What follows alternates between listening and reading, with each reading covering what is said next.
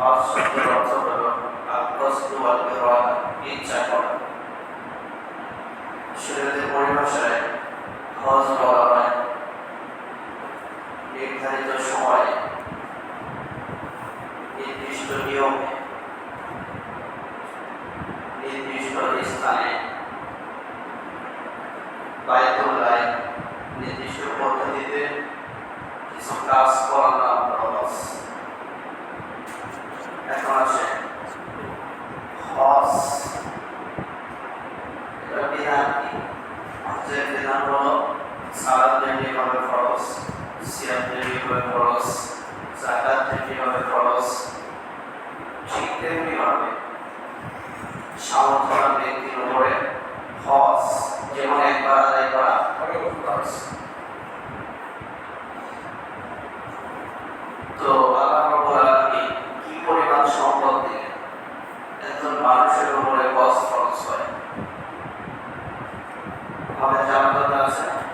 বলেন আল্লাহ সুবহানাহু ওয়া তাআলা কোরআনে হাকিমে সূরা আল ইমরানের ৯৭ নম্বর আয়াতের মধ্যে বলেছেন, ওয়ালিল্লাহি আলান নাসি হিজ্জুল বাইতি মান ইসতাতাআ ইলাইহি সাবিলা। যে ব্যক্তি সক্ষম,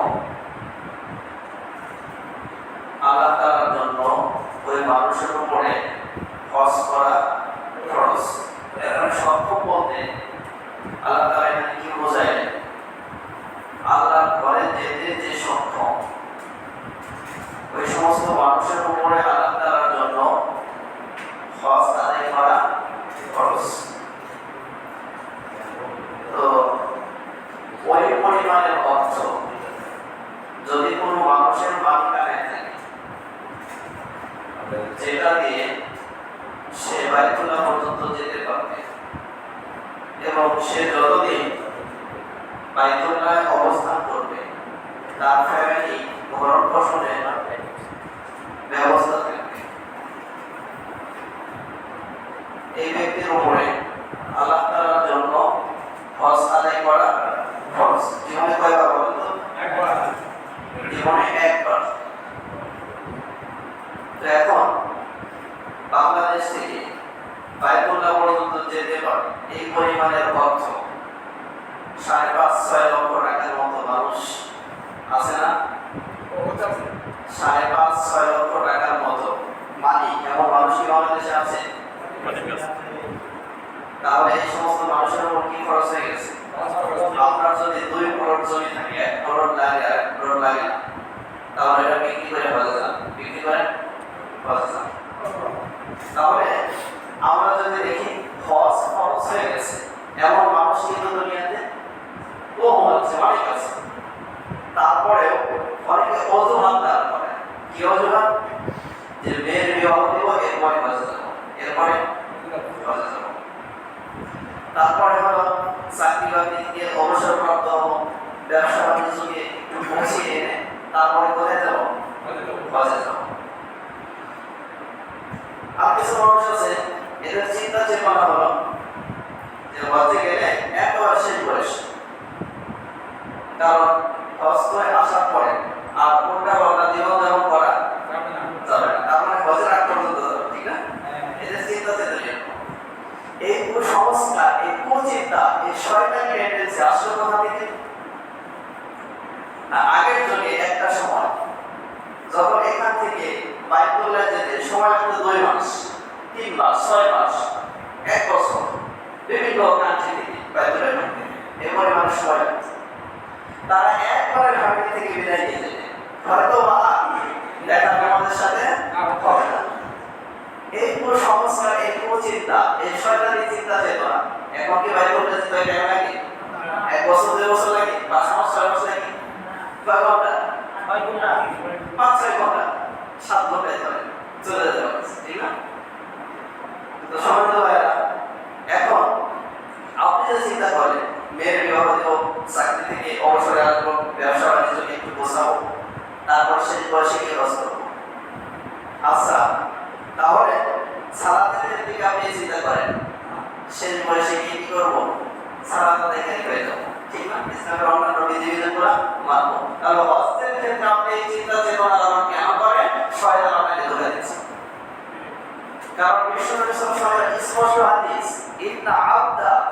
সাহহাহতু লাহু ওয়া ওয়াসআতু লাহু ফিল মাঈশা। আল্লাহ রাসূল সাল্লাল্লাহু আলাইহি ওয়াসাল্লাম আল্লাহ রাব্বুল আলামিন হাদিসে কুদসির মধ্যে বলতেছেন, একটু লক্ষ্য করেন। হাদিসে কুদসির মধ্যে আল্লাহ রাব্বুল আলামিন বলেন, আমি আমার যে বান্দাকে শারীরিকভাবে সুস্থতা দান করছি, কি দান করছি? শারীরিকভাবে সুস্থ রেখেছি এবং জীবনযাত্রায় সচ্ছলতা দান করেছি। ওই ব্যক্তির 5 বছর যদি অতিবাহিত হয়ে যায়, যার উপরে হজ ফরজ হয়ে গেছে, কয় বছর? 5 বছর। ওই ব্যক্তি হজে গেল না, শারীরিকভাবে সুস্থ, জীবনযাত্রায় সচ্ছল, তার বাইতুল্লাহ পর্যন্ত যাওয়ার ক্ষমতা আছে, হজ করার ক্ষমতা আছে, অর্থ আছে, তারপরে এই ব্যক্তি হজে গেল না, তাহলে এই ব্যক্তি হলো হতভাগা এবং বঞ্চিতদের অন্তর্ভুক্ত হয়ে যায়। হতভাগা কারা? চিন্তা করছেন? হতভাগা কারা? অবিশ্ব ব্যক্তিরা কপাল পোড়া তলে চলে যায়। চিন্তা করছেন? তাহলে আপনার উপরে হজ ফরজ এখন, হজে যাবে কখন? চাকরি থেকে অবসর প্রাপ্ত হওয়ার পরে, মেয়েটাকে বিবাহ দেওয়ার পরে, ব্যবসা বাণিজ্য গোছানোর পরে, কি বলে ওই পর্যন্ত হজ আয়াত পাবেন তো? আল্লাহ রাসূল সাল্লাল্লাহু আলাইহি ওয়াসাল্লাম এই হাদিস শুনছেন আপনি? একটু চিন্তা করছেন? আল্লাহ রাব্বুল আলামিন হাদিসে কুদসির মধ্যে স্পষ্ট বললেন, আমি আমার যে বান্দাকে শারীরিকভাবে সুস্থ রেখেছি, জীবনযাত্রায় সচ্ছলতা দান করেছি, এরপরে এই ব্যক্তির সামর্থ্য থাকার পরেও 5 বছর যদি অতিবাহিত হয়ে যায়, হজে যেতে পারে কিন্তু যায় না, এই ব্যক্তি হতভাগা এবং বঞ্চিতদের অন্তর্ভুক্ত হয়ে যায়। চিন্তা করছেন? আর আরেকটা ব্যাপার হলো, হজ শুধুমাত্র আর্থিক ইবাদত নয়, এর সাথে শরীরের কানেকশন আছে। কিসের কানেকশন আছে? আমরা সাই করা, তাওয়াফ করা, আপনার দৌড়াইতে হবে, হাঁটতে হবে, বাপেতে কাজগুলো করতে। এমন সময় হজে যাওয়ার নিয়ত করে যখন একা একা দাঁড়াইতে পারে না, লাঠির উপর ভর করে দাঁড়ানো হয়, তখন কি করে? আপনার হজের যে সমস্ত কর্মকাণ্ড আছে, কাজ আছে, এগুলো করতে পারবেন না? বাপকে বসা করে ইয়ারকালে তো হবে, একটু নরম থাকে, হবে যাবে কঠিন হয়ে লক্ষ লক্ষ মানুষের বেড়ে তাওয়াফ করা, সাই করা, দৌড়াদৌড়ি করা অনেক কঠিন না? ইয়ারকাল জন্য তো কষ্ট কম, কাম চলে যায়।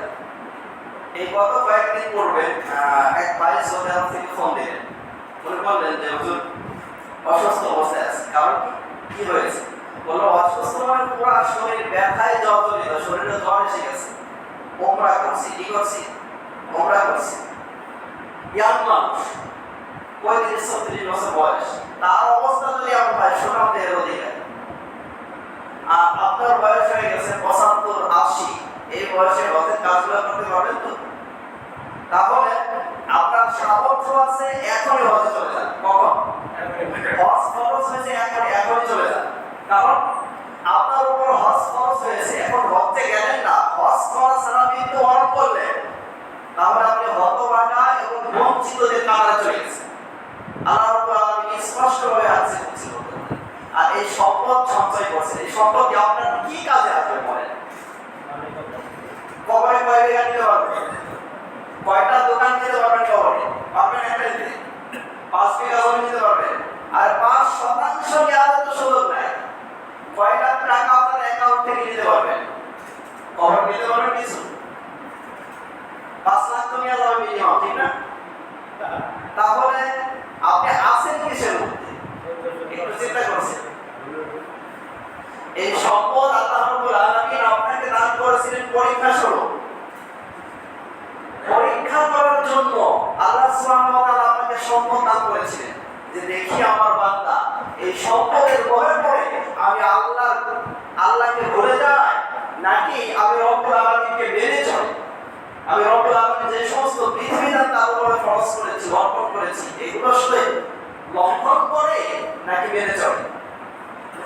তো সমান্ত ভাইরা, সেজন্য আল্লাহ দেওয়া অর্থ, এই সুনাম দেওয়া আল্লাহ দান করেছে। আল্লাহর বিধান মানার ক্ষেত্রে এগুলোর ব্যবহার করা দরকার আছে কিনা? কথা বলেন। আল্লাহ আপনাকে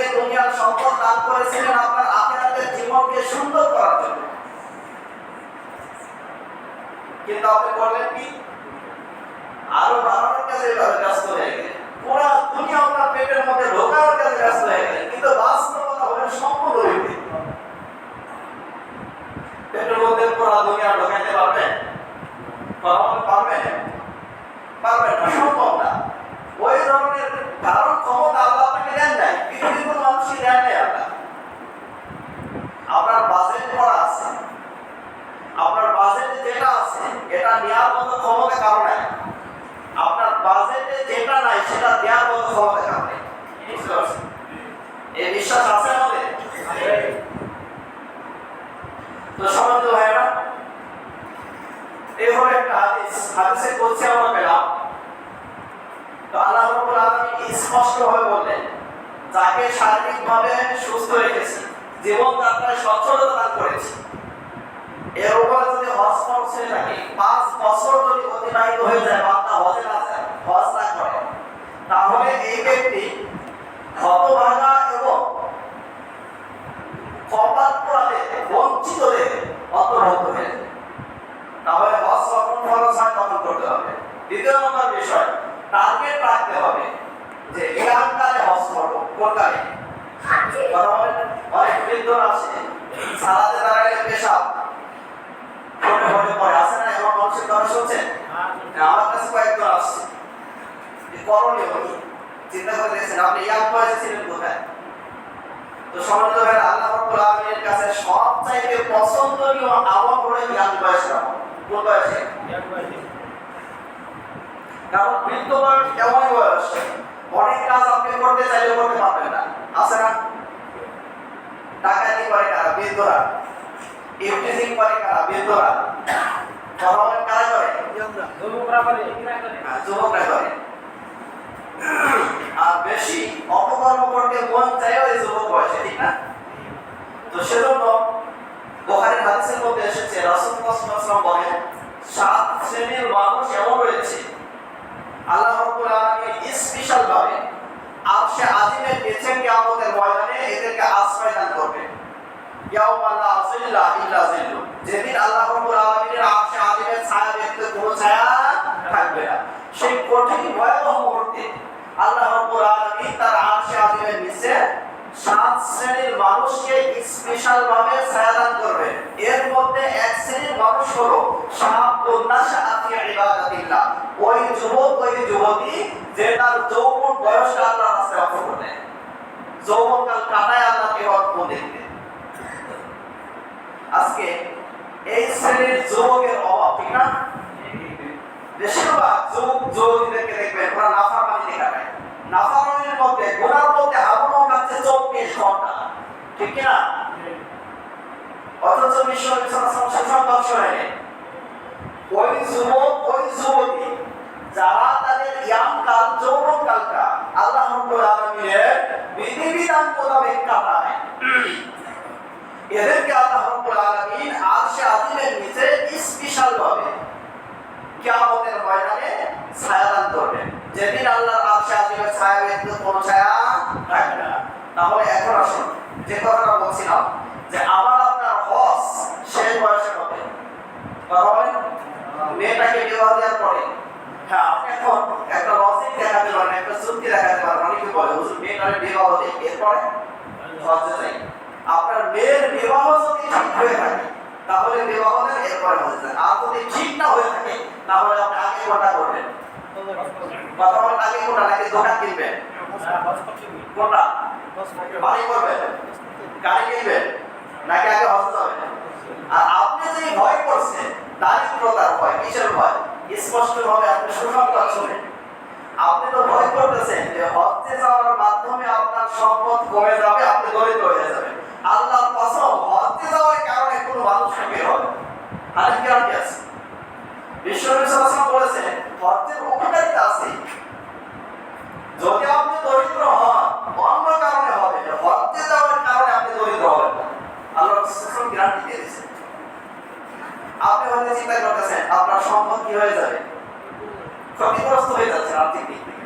আসলে ক্ষতিগ্রস্ত হবে না, একটু চিন্তা করেন তো, এই সম্পদের মালিক তো আপনি ছিলেন না ভাই, যে আল্লাহ আপনাকে এখন মালিক বানাইলেন, 5 বছর পরে কি এর চাইতে 10 গুণ দিতে পারেন কি পারেন না?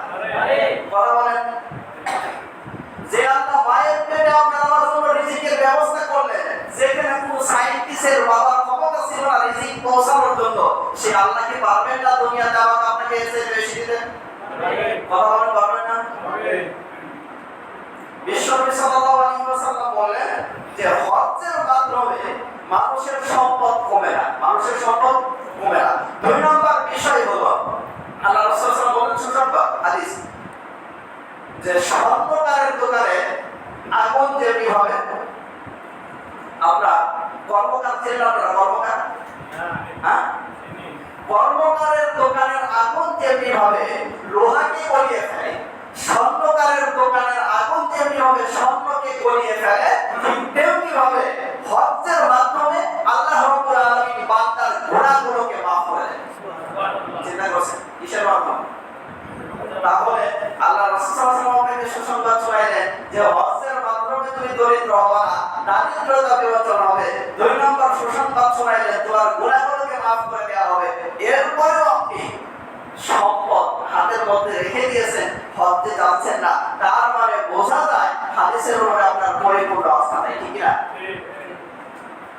তো সম্মানিত ভাইরা, তাহলে কি হজ্জে গেলে সম্পদ কমে? কথা বলেন, আমি সম্পদের মধ্যে বরকত হয়। যদি কেউ হজ্জে যাওয়ার পরে দরিদ্র হয়, তাহলে বুঝতে হবে যে হজ্জে যাওয়ার কারণে হয় নাই, অন্য কোনো কারণে হয়েছে। হজ্জে যাওয়ার কারণে বিশ্বনবী বলেন কোনো মানুষের দারিদ্রতা আসবে না। তো সম্মানিত ভাইরা, এরপরে বিশ্বনবী সাল্লাল্লাহু আলাইহি ওয়াসাল্লাম আরো চমৎকার হাদিস শুনিয়েছেন আমাদের। সেটি হলো আল্লাহ রাসূল সাল্লাল্লাহু আলাইহি ওয়াসাল্লাম বলেন মান হাজ্জা লিল্লাহি ফালাম ইয়ারফুস ওয়া লাম ইয়াফসুক রাজা'a কায়াউমিন ওয়ালাদাতহু। যে ব্যক্তি আল্লাহর জন্য হজ করলো, কার জন্য? একটু হাদিসের শব্দগুলো লক্ষ্য করি। হজ কার জন্য? আল্লাহর জন্য। আল্লাহর জন্য করলো। এই কথা বিশ্বনবী সাল্লাল্লাহু আলাইহি ওয়াসাল্লাম বললেন আর আজ থেকে যে 1400 বছর পূর্বে। এই কথা কেন বলেন? কারণ হজ অনেকে দুনিয়া অর্জনের জন্য করতে পারে, ঠিক কি না? দুনিয়া অর্জনের জন্য, দুনিয়ার সুখ্যাতি প্রশংসা অর্জনের জন্য হজ করলে করতে হবে। এই হজের মাধ্যমে গুনাহ মাফ হবে না। এই হজের মাধ্যমে উপকারে আসবে না আখিরাতে। কোন হজের মাধ্যমে আসবে? যেটা আল্লাহর জন্য হয়েছে। কার জন্য? আল্লাহর জন্য। একটু আওয়াজে বলেন তো কার জন্য? আল্লাহর জন্য। আল্লাহ রাসূল সাল্লাল্লাহু আলাইহি ওয়াসাল্লাম বলেন মান হাজ্জা লিল্লাহি ফালাম ইয়ারফুস ওয়া লাম ইয়াফসুক রাজা'a কায়াউমিন ওয়ালাদাতহু।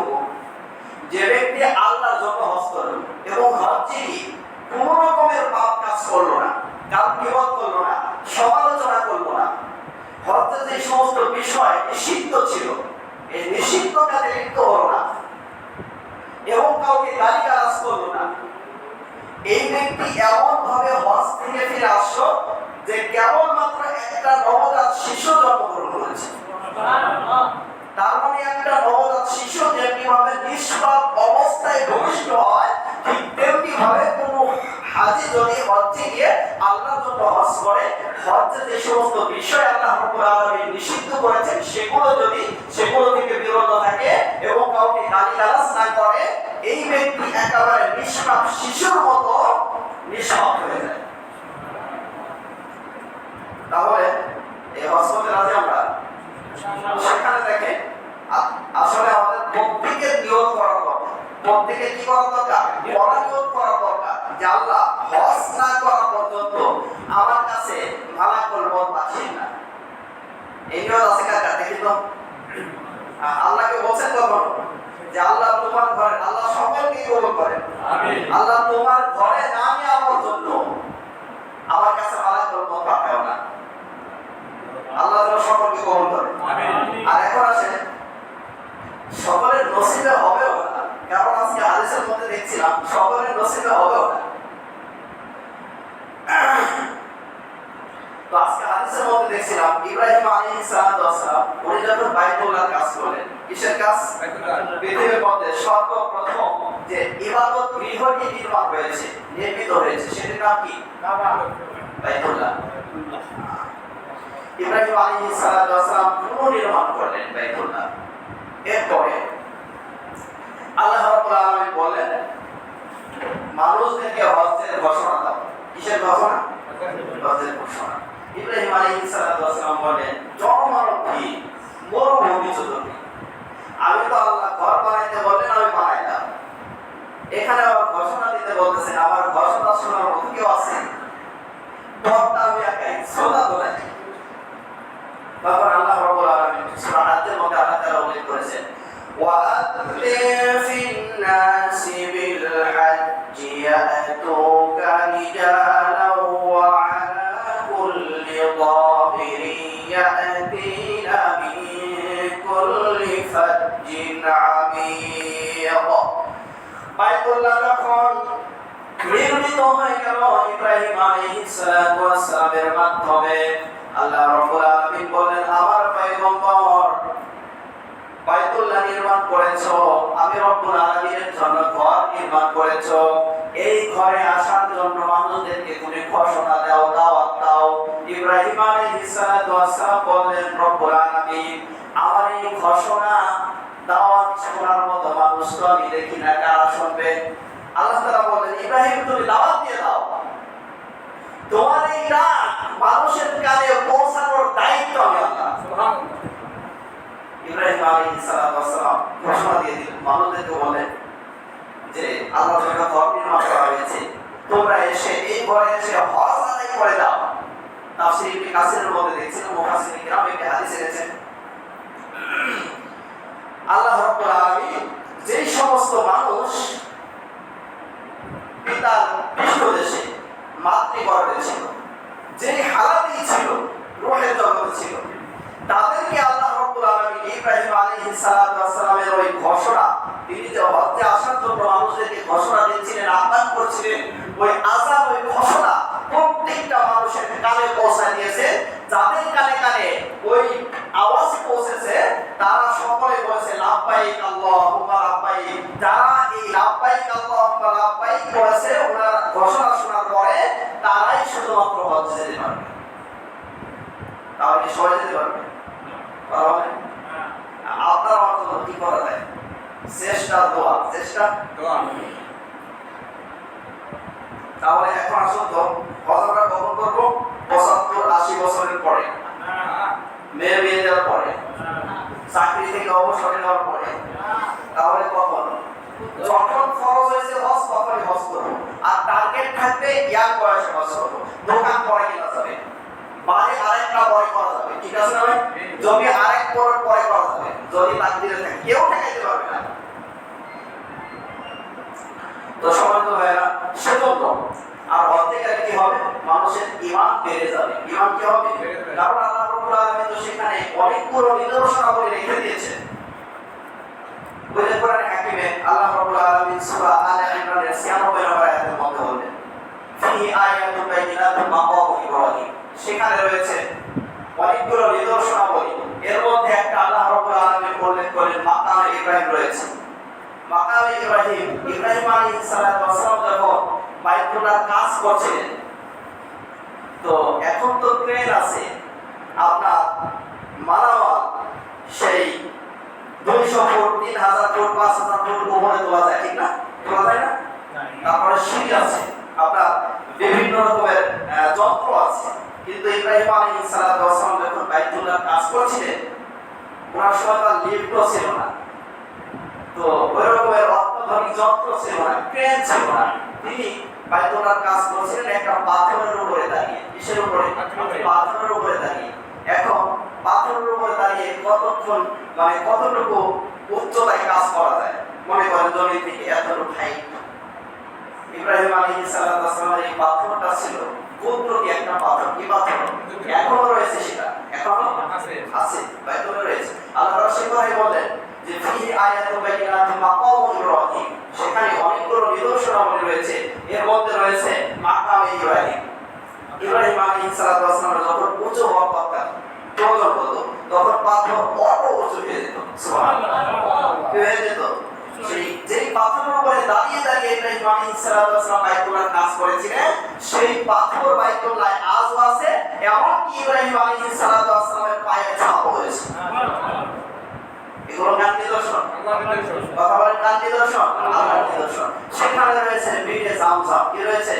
বীরে জামজাম। এটার ইতিহাস আপনারা জানেন যে ইব্রাহিম আলাইহিস সালাম যখন সন্তান ইসমাঈল আলাইহিস সালামকে রেখে সবে মাত্র আসছেন এক কান্ট্রি থেকে, উনি মক্কাতুল মুকাররমায় হিজরত করে আসছেন। আর আল্লাহ রাব্বুল আলামিনের সেই মক্কার অবস্থা ছিল জনমানবহীন মরুভূমি, যেখানে খাবার ছিল না, পানিও ছিল না, কোনো রকমের কোনো থাকার উপযোগী ছিল না, পরিবেশ ছিল না। আসছেন মাত্র, আর এত কষ্টের পরে ৮০ বছর বয়সের পরে বার্ধক্যে উপনীত হওয়ার পরে আল্লাহর কাছে যাওয়ার পরে আল্লাহ রাব্বুল আলামিন একটা মাত্র সন্তান দান করলেন। সেই সন্তানের প্রতি পিতার মায়া কম বেশি কি বলেন? বেশি না কম? বেশি। সেই সন্তান স্ত্রীকে নিয়ে মাত্রই আসছেন। আসার পরে আল্লাহ তাআলা বললেন, ইব্রাহিম থাকতে পারবে না, তুমি থাকতে পারবে না, স্ত্রী আর সন্তান থাকবে এখানে, তুমি থাকতে পারবে না। জটিল বিষয় না? জটিল পরীক্ষা না? কি বলেন? অনেক জটিল বিষয়। ইব্রাহিম আলাইহিস সালাম ওনাকে আল্লাহ তাআলা হিজরত করতে বলেন, স্ত্রী সন্তানকে রেখে তুমি চলে যাও, তুমি থাকতে পারবে না। ইব্রাহিম আলাইহিস সালাম উনি চলে গেলেন। যাবেন কেমনে? স্ত্রী কাছে গেছে, যাওয়ার পরে মুখের কোনো ভাষা নেই। কিছু কিছু সময় আছে ভিতরে যদি আমরা অনেক কষ্ট মনে করেন এমন কিছু বিষয় যেটা আপনার ফ্যামিলিকে বোঝাইতে কি হচ্ছে, কষ্ট হচ্ছে। এখন ইব্রাহিম আলাইহিস সালাম স্ত্রীর কাছে গেছে, গিয়ে বলতেছেন, আমাকে চলে যেতে হবে, তোমরা থাকো, তোমরা আমাকে চলে যেতে হবে। এখন ইব্রাহিম আলাইহিস সালামের স্ত্রী, নবীর স্ত্রী তো, উনিও খুব বিচক্ষণ ছিলেন। উনি বললেন, আমাদেরকে এই মরুভূমিতে রেখে, যেখানে খাবার নাই, পানিও নাই, জনমানবহীন, থাকার পরিবেশ নাই, আমাদেরকে এখানে রেখে আপনি চলে যাবেন, এটা কি আল্লাহর হুকুম নাকি আপনার ইচ্ছা? যদি আল্লাহর হুকুম হয়ে থাকে তাহলে 100% ওই আল্লাহর উপর আস্থা আছে, ওই আল্লাহর উপর ঈমান এনেছে, আল্লাহ আমাদেরকে মরুর প্রান্তরে খাবার পৌঁছায় চলে যান। চলে গেলেন ইব্রাহিম আলাইহিস সালাম। উনি তখন কথা বলতে পারেন নাই, তাফসীরের কিতাবের মধ্যে এসেছে, উনি তখন মুখ দিয়ে ইশারা করে বুঝাইছিলেন আল্লাহর হুকুম। কার হুকুম? আল্লাহর হুকুম। আল্লাহর হুকুম। ইব্রাহিম আলাইহিস সালাম চলে গেলেন। এখন পানির তো ব্যবস্থা নেই, তো স্তনে দুধ নাই। ছোট্ট শিশু ইসমাঈল আলাইহিস সালাম পানির পিপাসায় ছটফট করতেছেন। কি করতেছেন? উনি সাফা, ইব্রাহিম আলাইহিস সালামের স্ত্রী, ইসমাঈল আলাইহিস সালামের মা, উনি সাফা মারওয়া কি করতেছেন? এক পাহাড় থেকে আরেক পাহাড়ে যাচ্ছেন উপরে, যে দেখি কোথাও পানি দেখা যায় কি। এদিক দিয়ে দেখেন আল্লাহ রাব্বুল আলামিনের কি কুদরত। ছোট্ট শিশু ইসমাঈল আলাইহিস সালাম, বাচ্চারা পা লাফাতে পারে না জমিনের উপরে, ইব্রাহিম ইসমাঈল আলাইহিস সালাম এমনি ভাবে করছেন, একটু লাফাতে করছেন, পা দিয়ে পায়ের আঘাত লাগলো জমিনের উপরে, আল্লাহ রাব্বুল আলামিন সেখান থেকে পানি বের করে দিলেন। সেই পানি আজও পর্যন্ত আছে কি নাই? আছে। কিসের কথা বলা? আজি সাহেবরা হুজুর আমার সামনে আছে, জমজমের পানি পান করছেন না? আজও রয়েছে। তো সম্মানিত ভাইয়েরা, তো এখন আসুন, সেখানে আল্লাহ রাব্বুল আলামিন অনেকগুলো নিদর্শনাবলী রেখেছেন। তো এই হজটা গোটা বিশ্ববাসীর জন্য আল্লাহ রাব্বুল আলামিন একটা হেদায়েতের জরিয়া করেছেন। তো এখন আসুন আমরা হজ্জের নিয়ম পাকাপোক্তভাবে করি। আর হজ্জের মাধ্যমে দেখেন বিশ্ব বিশ্লেষণের হাদিস আমাদেরকে শোনালাম, আল্লাহ রাব্বুল আলামিন যদি কেউ সঠিক পদ্ধতিতে হালাল অর্থ নিয়ে, হালাল উপার্জন দিয়ে যদি কেউ আল্লাহর জন্য হজ করে, পাপ কাজ থেকে দূরে থেকে, বিরত থেকে, তাহলে ওই ব্যক্তিটা নবজাত শিশুর মতো একেবারে পাপ মুক্ত হয়ে যায়। কি হয়ে যায়? পাপ মুক্ত হয়ে যায়। সেজন্য আমরা সবাই আল্লাহর জন্য হজ করে নিয়ত করি। আর দ্বিতীয় আরেকটা বিষয় সংক্ষেপে শেষ করছি, সেটি হলো আপনারা সকলে বাংলাদেশের সার্বিক পরিস্থিতি, বর্তমান পরিস্থিতি সম্পর্কে অবগত আছেন, ঠিক না? দ্বিতীয়বারের মতো আবার আন্দোলন শুরু হয়েছে। আসলে যত দেশ ক্ষতিগ্রস্ত হয়েছে, গাদ্দারদের মাধ্যমে সবচেয়ে বেশি ক্ষতিগ্রস্ত হয়েছে। তাদের মাধ্যমে কথা বলেন, গাদ্দারদের মাধ্যমে বেশি ক্ষতিগ্রস্ত হয়েছে। তো সমাজ ভাইরা, ইতিহাস আমাদের সকলের জানা। আজকে 16-17 বছর, এই জুলাই আগস্টের আগ পর্যন্ত মানুষ কিন্তু নির্যাতিত ছিল। প্রত্যেকটা শ্রেণী পেশার মানুষই কি ছিল? কত হাজার মানুষ যে খুন হয়েছে, সঠিক সংখ্যা পর্যন্ত বের হয়নি। তো সেজন্য কত হাজার মানুষ যে শাহাদত বরণ করেছে, মারা গেছে জুলুমের শিকার হয়ে, এর সঠিক সংখ্যা আজ পর্যন্ত বের হয়নি। তো সম্মানিত ভাইয়েরা, সেজন্য কিছু সংখ্যক মানুষদেরকে দেখা যাচ্ছে এরা গাদ্দারি করতেছে। কি করতেছে? এই গত রাত্রে একজন বাংলাদেশ থেকে যারা জুলুম নির্যাতন করেছে, এদের মধ্যে যদি 10 জন প্রধান ধরেন, এদের মধ্যে একজন, নাম কি বললাম? নাম বলছি, বলেন তো কেউ নাম বলতে পারবেন? সাবেক রাষ্ট্রপতি, উনিও পালিয়ে গেছে, একা একা তো পালাতে পারেননি, অনেক সহযোগিতা করা হয়েছে, ঠিক না? তো সম্মানিত ভাইয়েরা, সেজন্য শহীদদের রক্তের উপরে ইনসাফ করা হবে তখন যখন এদেরকে ফাঁসির কাছে ঝোলানো হবে। তাছাড়া শহীদদের রক্তের সাথে প্রতারণা করা হবে, দেশবাসীর সাথে প্রতারণা করা হবে। আর দ্বিতীয় নম্বর, এদেরকে নিষিদ্ধ না করা পর্যন্ত যারা আহত অবস্থায় আছে, চিন্তা করছেন, যারা হাত হারিয়ে গেছে, পা হারিয়ে গেছে, বরণ করছে যে সমস্ত মানুষেরা, তো সম্মানিত ভাইরা, এদেরকে নিষিদ্ধ না করা পর্যন্ত এদের ফ্যামিলি কমপক্ষে শান্তি থাকতে পারে না প্রশান্তি আন্দোলনের ভিতরে। তো সেজন্য সকল শ্রেণীর মানুষের, যেহেতু দেশ সকলের দেশ, ধর্ম বর্ণ নির্বিশেষে প্রত্যেকটা মানুষের এই আন্দোলনে সার্বিক সহযোগিতা সমর্থন থাকা উচিত, ঠিক না? আমাদের সকলকে সার্বিক সহযোগিতা করা এবং সমর্থনের তৌফিক দান করেন। আর যেখানে জুলুম হবে সেখানে কি করতে হবে? প্রতিবাদ করতে হবে। সেজন্য ইমানের নৈতিক দায়িত্ব হলো যেখানে জুলুম আপনার যতটুকু